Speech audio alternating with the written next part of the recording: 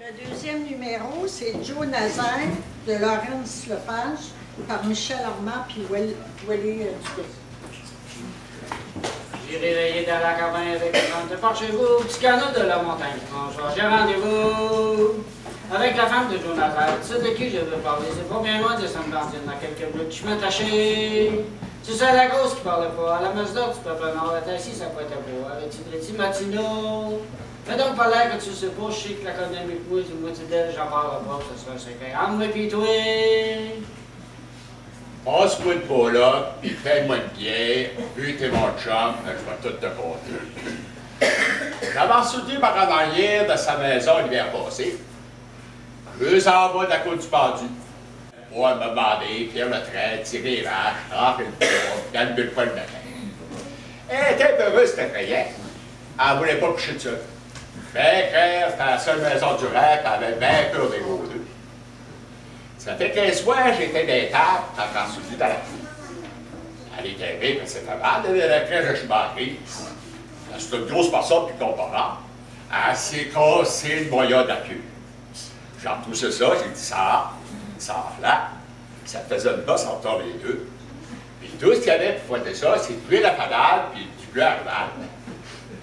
Je mets mes mitaines, je l'ai appliqué ça, je ferme les yeux, puis j'étais le fanale. 2 heures après, ça a pété. J'ai mis sur ça de la gomme de bois. J'ai bien plus soin de manger. Je suis pas docteur, mais je connais ça. 15 jours après, elle commence à bardasser. Elle faisait tout son ordinaire, puis après, elle allait se coucher. Toutes les 2 soirs, vers les 10 heures, là, elle s'est levée pour marcher. Elle me disait qu'elle avait des chaleurs, elle me demandait pour le matin. Ben, frère, je la frottais, puis je la frottais. Partie des reins jusqu'au nombril, à la frottais, là, comme ça, j'ai eu dans la gorge des yeux petits. Puis là, ben, la fête du mois d'avril, j'ai fait ma poche partie. Si on arrive dans ce but, depuis ce temps-là, je m'en fous. Lui, quant à lui, je ne le connais pas. Je ne l'ai jamais vu, puis je ne veux pas le voir. Et il paraît que c'est un fort à bras, puis taille échappé, puis tout piquant. C'est pas mal tout que je sais. C'est pas ça vos pieds, c'est un carreau pied. Je t'en remercie pas. Je suis Joe Nazaire, oui, son mari. Reste ta bière-là, viens avec moi, il y a plus de secret à moi pis tout. C'était la grosse qui parlait pas. Elle est assise, ça peut être moi. C'est Martina. Je n'aime pas l'air que tu ne sais pas. Je sais que la connais mieux que moi. Elle n'en parle pas. Ça se fait. Ah, moi pis toi.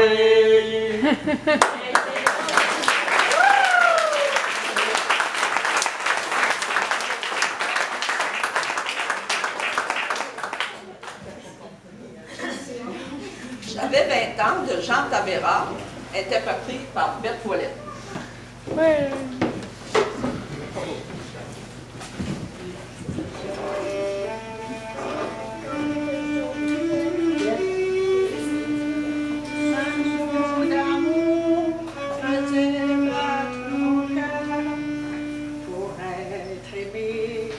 J'aurais vendu mon âme et de mon sang, j'eus payé ce bonheur.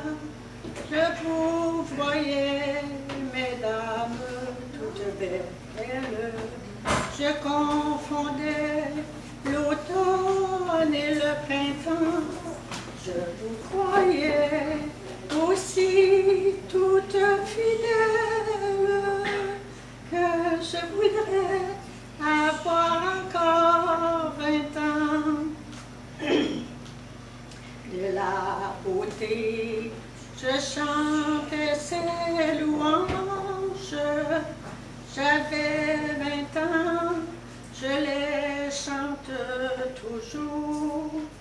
Moi qui croyais n'adorer que les anges, aujourd'hui j'aime à chanter leurs amours. Tout contrefait, vous êtes bien aimable, et vos attraits sont toujours séduisants. Plus je vieillis, plus je vous vois charmante, que je voudrais, mais je n'ai plus 20 ans.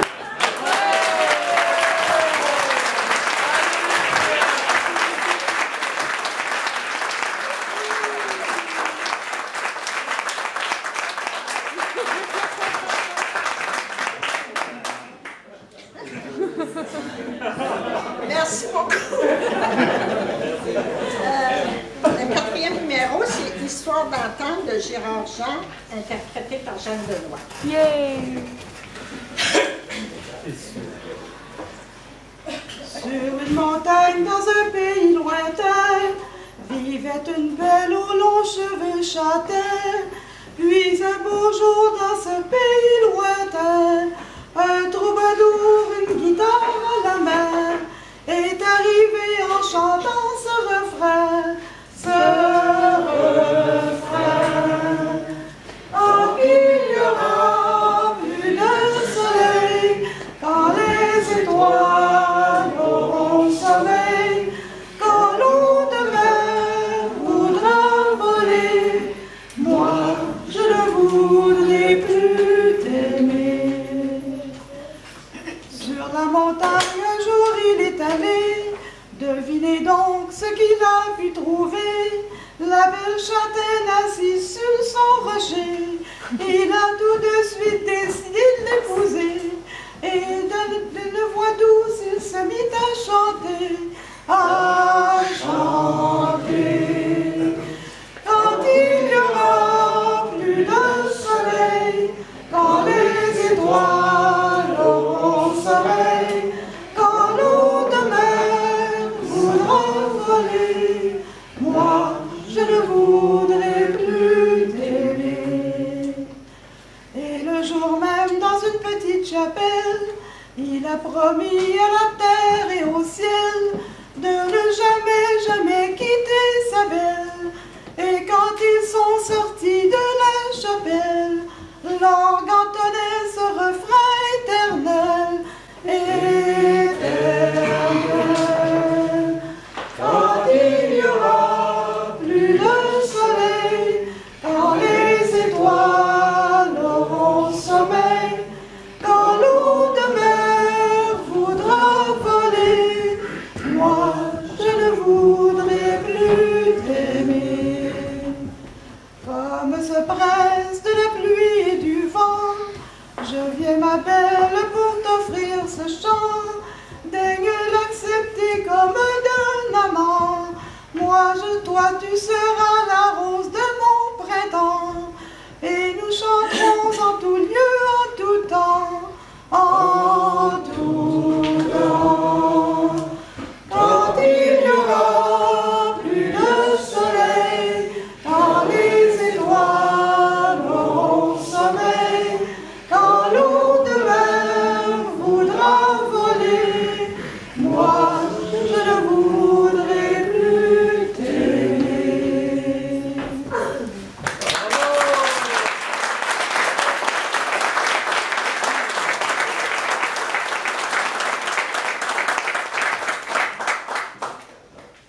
Bon, cette année, on a décidé de faire participer la salle soit à une chanson, ou à une histoire, ou à un morceau de musique.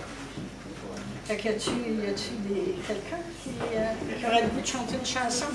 Ouais, juste 3, 2, 5. C'est d'ouvrage. Mais j'aime ça. Je t'écris de la main gauche, celle qui n'a jamais parlé. Elle hésite, elle est si gauche que je l'ai toujours cachée. Je la mettais dans ma poche et là elle broyait du noir. Elle jouait avec les croches et s'inventait des histoires. Je t'écris de la main gauche, celle qui n'a jamais compté, c'est celle qui faisait des fautes, du moins on l'a raconté. Je m'efforçais de la perdre pour trouver le droit chemin, une vie sans grand mystère, où l'on se donnera la main. et pourtant je me sens bien. Tiens, voilà, c'est ma détresse. Tiens, voilà, c'est la vérité. Je n'ai jamais eu d'adresse, rien qu'une fausse identité. Je t'écris de la main bête, qui n'a pas le poing serré. Pour la guerre, elle n'est pas faite, pour le pouvoir n'est pas douée. Voilà que je la découvre comme un trésor oublié. Une vue que je recouvre pour les sentiers égarés.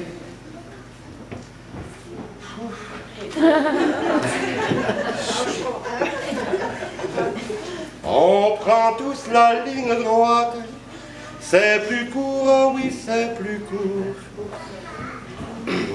On ne voit pas qu'elle est étroite, il n'y a plus de place pour l'amour.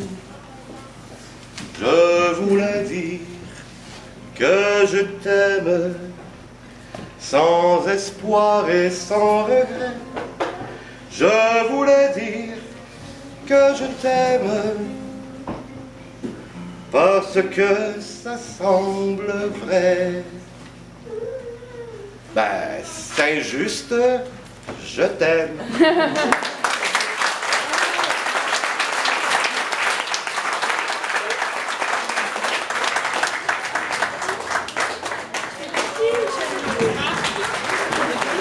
Lina! Tout est complet, tu mélanges. Ça s'appelle « Dans le jardin de noir velours ». Dans le jardin de noir velours, sur le drap rouge des amants. C'est beau.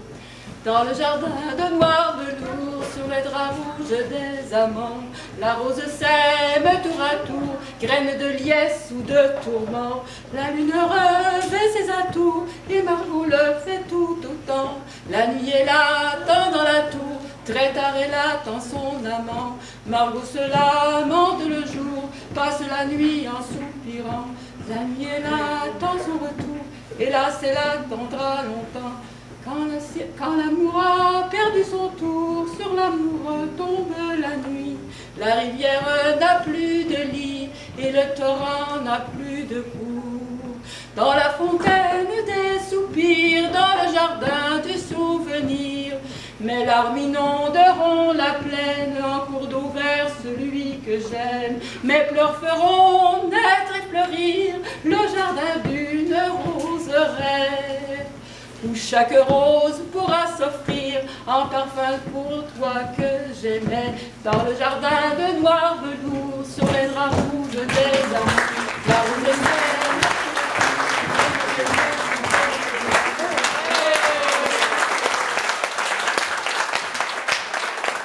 Et le deuxième, c'est la diablesse est rapide d'urgence, par celui-là.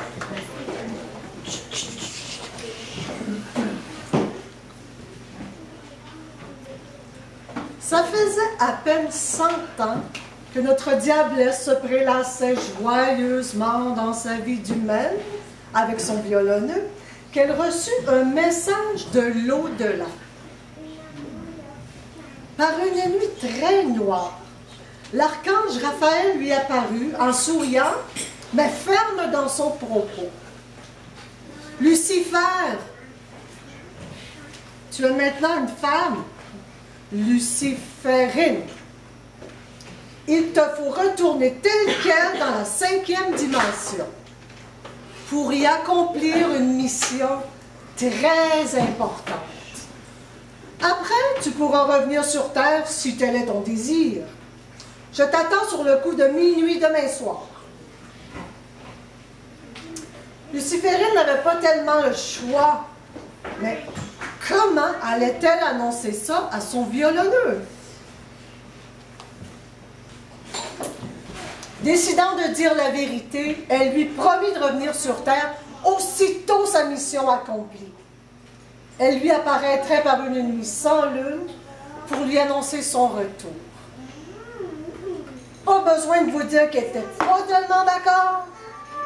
Il aimait sa diablesse et usait de tous les sortilèges de son violon pour la faire danser et rire aux éclats.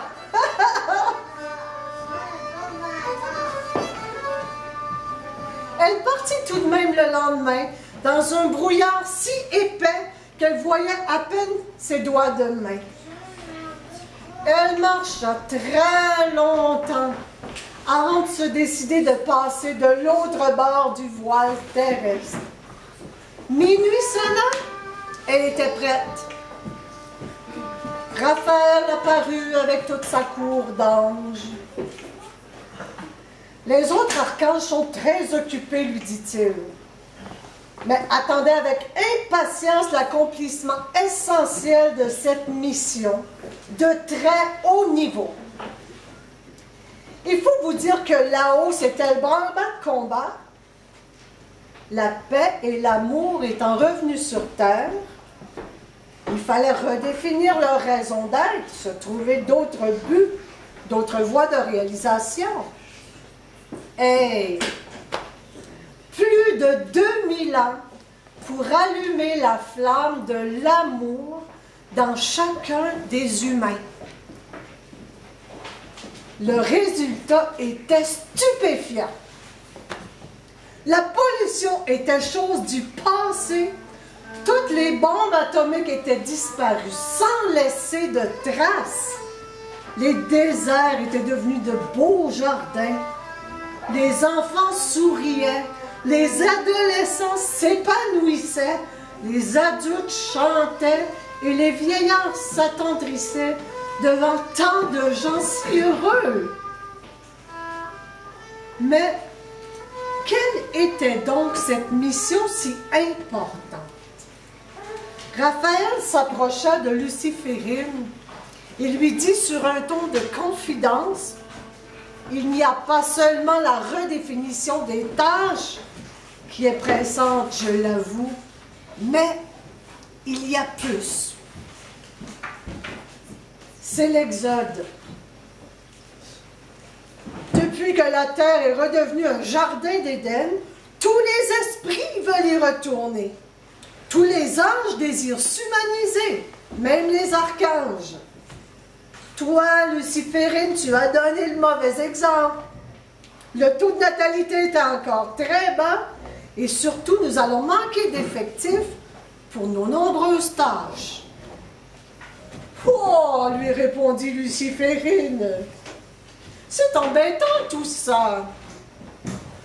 Mais ne me faites pas de reproches. Vous m'avez mise à l'écart pendant des siècles parce que j'avais osé dire mon idée qui n'était pas celle de Dieu. Alors, ma seule issue pour être heureuse, c'était de m'humaniser. Voilà.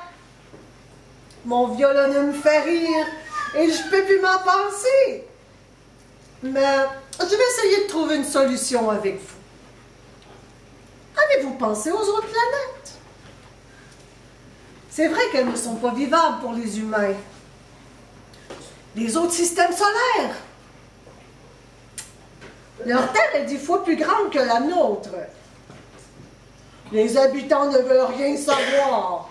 Les terriens les ont tellement méprisés en affichant partout qu'ils étaient des monstres sanguinaires.